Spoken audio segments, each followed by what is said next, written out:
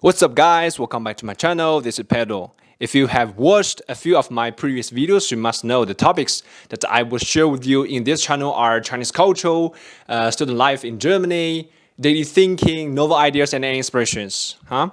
So this time, I would like to share some Chinese culture with you. After thinking about it for a long time, I choose Mogao Grottoes in Dunhuang, which is my favorite representative of Chinese culture as my first video for Chinese culture. So let's start. You might ask, what is Dunhuang Mogao Grottoes? I know it. I know you will ask it. When I talk about Chinese history and culture with my overseas friends, almost everyone knows about the Forbidden City, but almost nobody has heard about Dunhuang Mogao Grottoes. On the contrary, in China, the Mogao Grottoes are just as well known as the Forbidden City, and both are among China's most valuable national treasures. The fact that the Mogao Grottoes are not so famous is not due to their lack of beauty. Rather, it is due to the fact that there's almost no information about them in other languages. So that's why I want to share something about her fascinating story with you. I hope that more people around the world will know about them, and one day you guys will have the opportunity to visit Mogao Grottoes, which locates in northwest China as the western end of the Hexi Corridor. So first, let's take a look at where is the Hexi Corridor and where is the Dunhuang. The Hexi Corridor, located west of the Yellow River in China, runs from the northwest to southeast. It is a narrow and elongated land shaped like a corridor. This is where the name comes from. This Hexi Corridor was already widely known at the time of the Silk Road. At that time, it connected the central plains of China with the northwestern border of the country and was the important channel for political, economic, and cultural exchange between China and Central Asia countries, and even more distant areas such as Persia, Egypt, ancient Greece, and even ancient Rome. So at these pictures, you can see China at the time of the Tang Dynasty around the year of 700 Anno Domini. The long, narrow strip of territory in the middle is Hexi Corridor, and Dunhuang is at the western end of this Hexi Corridor.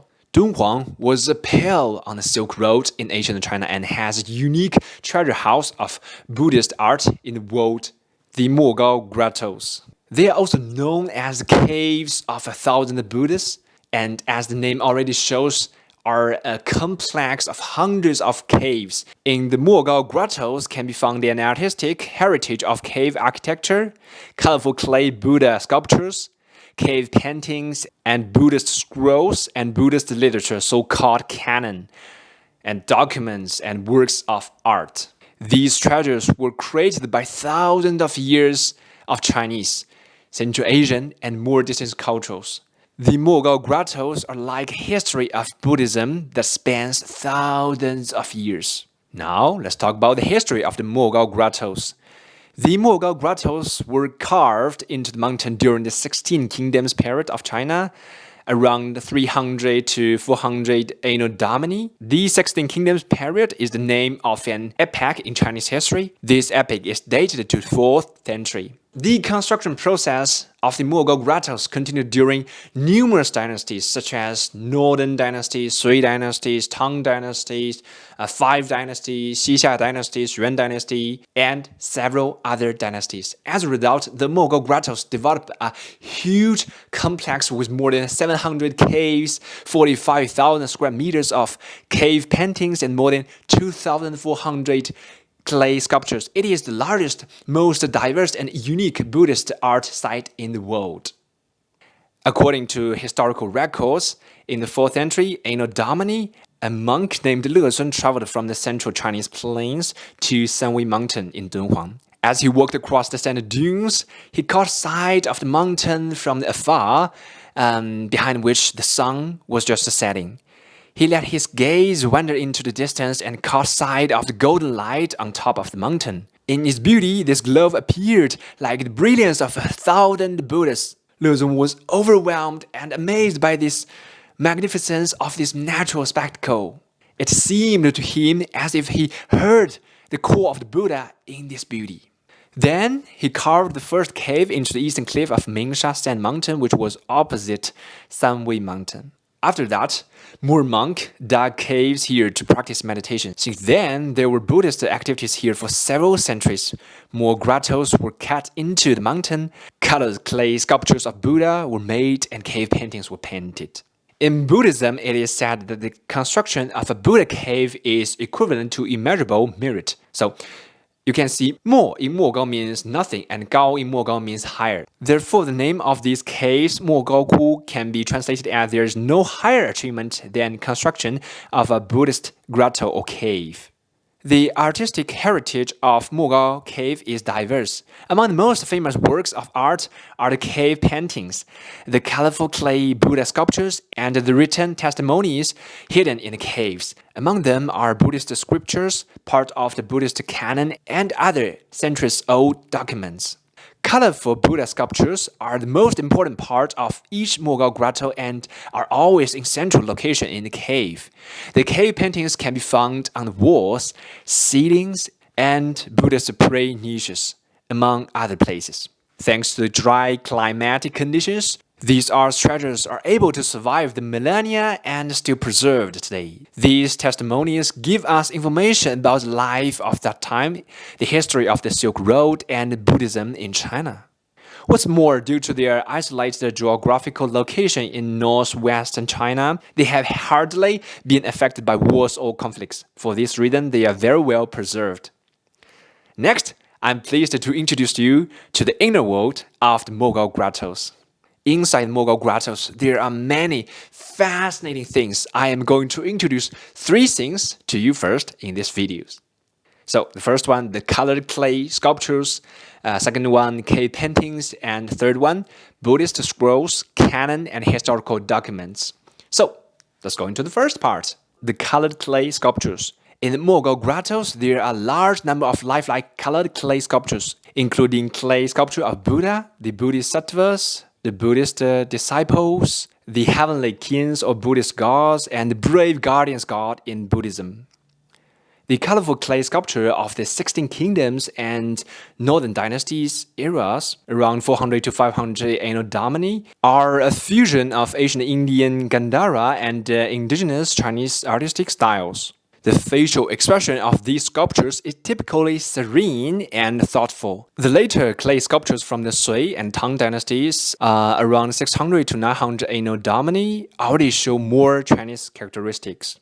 They are dressed in beautiful costumes, aesthetic in form, and realistic in appearance. The most magnificent among them are Buddha sculpture of the Tang dynasty. And now let's go to the second part, the cave paintings. The cave paintings in Mogao Grottoes of Dunhuang are of outstanding, unique, and unparalleled in the world. They have different motifs. Some of them depict Buddhist deities. Others depict episodes from the life of the historical Buddha, Siddhartha Gautama. Furthermore, there are traditional scenes from Chinese legends and mythology, such as the Queen's Mother of the West, in Chinese Xi Wangmu, and the King Father of the East, in Chinese Dong Wang Gong. In addition, there are Jingbianhua, another type of cave painting. These colorful, extensive Jingbianhua artistically reproduce the narratives and history from the Buddhist scriptures in the form of episode-based illustrations, thus making their contents understandable to the layman who is not familiar with the scriptures. Moreover, portraits of followers of the faith and patrons are also found in the caves. While the cave painting express the contents of Buddhism, they also depict the diverse social life of different eras.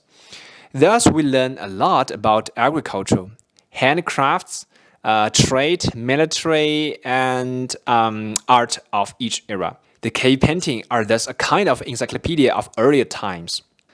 Now let's go into the third part, Buddhist scrolls, canon, and historical documents. One of the Mogao grottos is called Grotto of the Stored Scrolls, in Chinese, 藏经洞. Apart from scrolls, many other ancient books and documents were found in 藏经洞. In this cave, there are more than 50,000 religious scriptures, Chinese classics, documents in other Asian languages, such as Asian Tibetan, Sanskrit, Zogdian, Khotan, Uyghur, Tocharian, Kucha, Hebrew, and silk paintings and embroideries. The age of most of these things can be dated to more than 1,000 years. These extensive writings cover a wide range of different cultures and civilizations.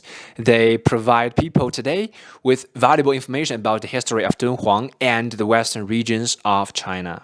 Among these famous writings in the collections are Lotus Sutra, Chinese Buddhist canon, and Dao De Jing, and some well-known Chinese classics such as Shi Ji, the records of court historiographer, the Han Shu, Chinese historical work about the Western Han Dynasty period, and the Samguozhi, the chronicles of the Three Kingdoms, and so on.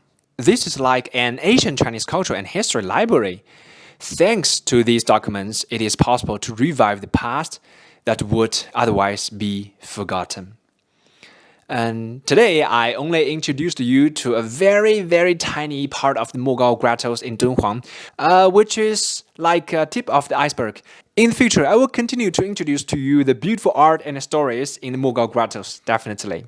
So at last, hopefully, when the pandemic is over, you will have the opportunity to fly to Dunhuang, China, to see this beautiful grotto art, Buddhist art, and Chinese art. Dunhuang Mogao Grottoes will never disappoint you. So thank you very much for watching, and if you like this video, definitely leave a like and subscribe to my channel, and I'll see you guys all in the next one. Bye bye.